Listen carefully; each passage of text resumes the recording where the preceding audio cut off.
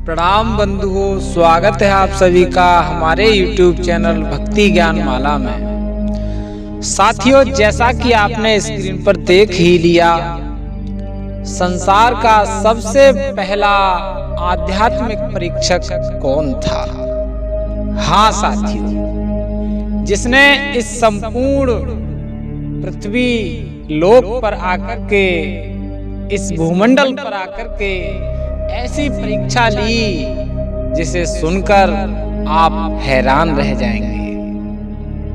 प्यारे बंधुओं, वैसे तो आज की यह पावन वीडियो भगवान परशुराम के जीवन पर आधारित है, लेकिन मैं ये राज बाद में खोलूंगा। आपसे निवेदन है, वीडियो को लाइक कर दें अभी और चैनल को कर दें सब्सक्राइब, और वीडियो में अंत तक जरूर बने रहें। यह वीडियो बहुत ही आध्यात्मिक, धार्मिक, शास्त्रों पर आधारित और आपके जीवन का कल्याण करने वाली है। प्यारे साथियों, जब एक समय था, न थी धरती न था अंबर, हो रहा घोर अंधियारा, हुआ जल में कमल पैदा, कमल में मूल है सारा। हाँ साथियों, एक मिनट आपको ले चलते हैं इस संसार की उत्पत्ति की ओर।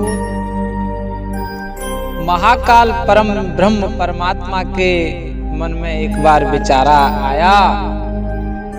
ये विचार उत्पन्न हुआ कि एको हम बहुत श्यामी, मैं एक हूं बहुत हो जाऊं। सर्वप्रथम उसने जल के अंदर भगवान विष्णु को प्रकट किया और भगवान विष्णु की नाभि से कमल को उत्पन्न किया। कमल पर जाकर के ब्रह्मा जी का जन्म हुआ और ब्रह्मा जी के मस्तक से भगवान शंकर का प्राकट्य दिखाया जाता है। इस तरह से श्रीमद् भागवत महापुराण के अनुसार त्रिदेव शक्तियों का प्राकट्य हुआ। इन त्रिदेव शक्तियों को अर्थात भगवान ब्रह्मा, भगवान विष्णु और भगवान शंकर, इन त्रिदेव शक्तियों को अलग अलग कार्य सौंपे गए और वो कार्य इस प्रकार है। भगवान विष्णु को जगत का पालनहार बनाया गया कि संसार का पालन पोषण करेंगे आप। भगवान ब्रह्मा को सृष्टि रचने का दायित्व दिया गया कि आप दुनिया को बनाएंगे, और भगवान शंकर को विध्वंस करने का, दंड देने का अधिकार दिया गया। साथियों, भगवान ब्रह्मा ने सृष्टि रचनी प्रारंभ कर दी। संसार चलने लगा, दुनिया बन चुकी। लेकिन एक बार ऐसा हुआ, देवताओं और ऋषि मुनियों में ये शंका उत्पन्न हो गई, ये विचार उत्पन्न हुआ कि भगवान ब्रह्मा, भगवान विष्णु और भगवान शंकर में सबसे ज्यादा क्षमाशीलता का गुण किसके अंदर है। इस विचार को लेकर के बहस हो पड़ी।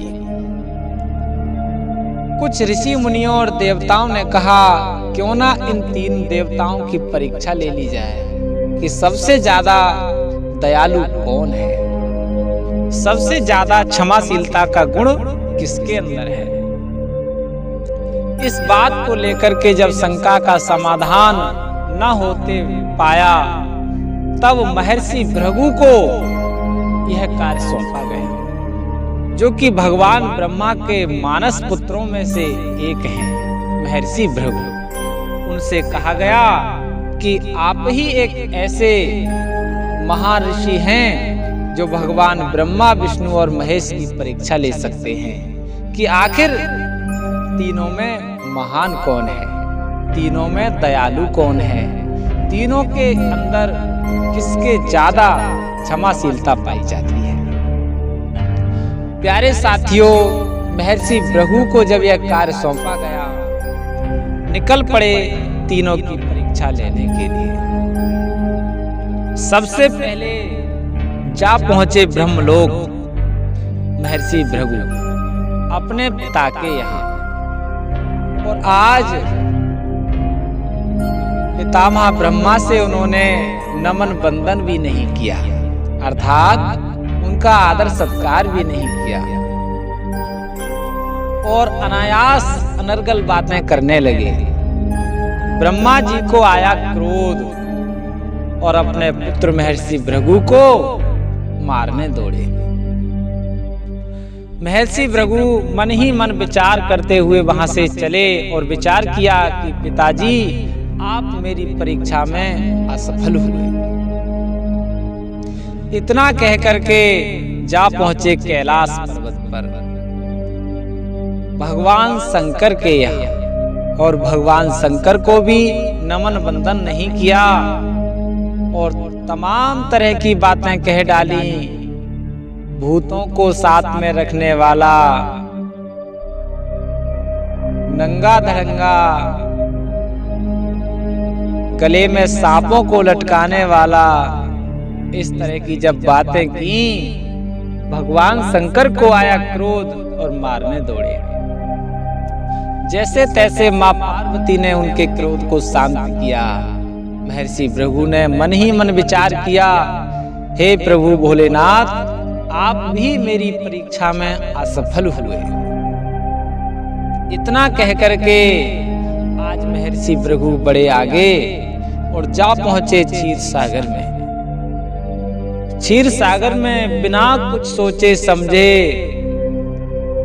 भगवान विष्णु शेष सैया पर विश्राम कर रहे हैं। लक्ष्मी माता पैर दबा रही हैं। ऐसी स्थिति में जाकर के महर्षि भृगु ने भगवान विष्णु के सीने में लात मारी।